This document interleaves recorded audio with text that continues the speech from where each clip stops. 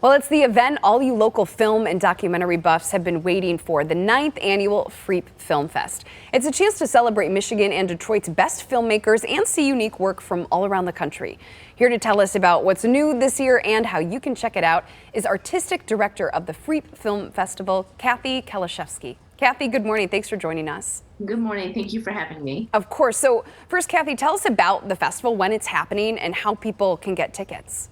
Sure thing. So it starts this Wednesday, April 27th, and runs through May 1st, which is Sunday. Today in the Sunday Free Press is a guide to all things Freep Film Festival. And then you can go to freepfilmfestival.com for tickets, passes, whatever you want to do. We've got VIP passes, we've got 5-pack passes, and we've got individual tickets. A lot of options. And speaking of options, there's also a virtual option this year if you don't want to attend in person, correct? Right. I mean, we know that the pandemic is not fully in the rearview mirror yet, so we offer a virtual option. Also, some folks just can't get out, to get to see a movie. And so that option's there for most of the films. You buy it online starting on Thursday at noon, and you have 48 hours once you've purchased that film to watch it. So let's talk about the lineup now. Several of these films are fresh off Sundance and South by Southwest. Yes. What are some of the films that you are most excited to see? I know there is a very long and prestigious list. Yeah, it's like trying to say which is my favorite children. Right. I'm really a fan of all the films that we have in the festival. I wouldn't have programmed them.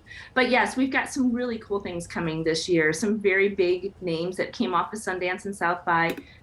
One film in particular, Badax, is about a family up in Badax, Michigan. The filmmaker is from Badax but lives in New York, but came home during the pandemic and kind of chronicled his family's life during the pandemic in 2020 and the uprisings, and the social justice movements that were happening there of Cambodian immigrants. And so it was a very interesting dynamic that he explored living in Badax. And so, yes, that came off of South by. I believe it was the Audience Choice winner.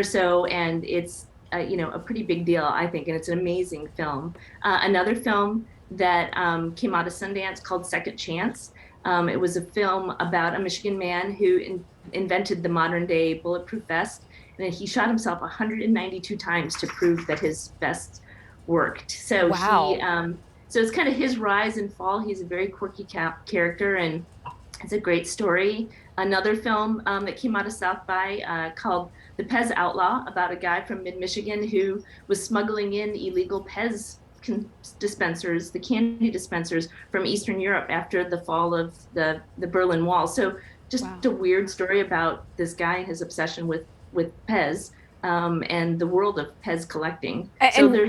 Yes. And really, I like the diversity, too. Such an interesting lineup. And I know a lot of the films, too, are really Detroit-centric as well. Detroit's going to be represented in many of them. Really quick, Kathy, before we let you go, can you just tell us about the opening film for the festival? Sure. It's called Gradually Then Suddenly. It's the story of the Detroit bankruptcy. So many people who are from Detroit know that was a very pivotal time in Detroit's history. And this film explores all of that depth from the bankruptcy to the grand bargain and the pensioners' pensions being at risk as they looked at selling the art at the DIA. So that's going to be at the Detroit Film Theater at the DIA and at the Science Center. It's currently what we call rush line only. So there are tickets available if folks don't show up for their other seats, if that makes sense. So if you want to try to go see it, you get in line and hopefully a seat will be made available to you. A lot to look forward to. Kathy Kalashevsky with the Detroit Freep Film Festival. Thank you so much for joining us this morning. Thank you for having me. Of course.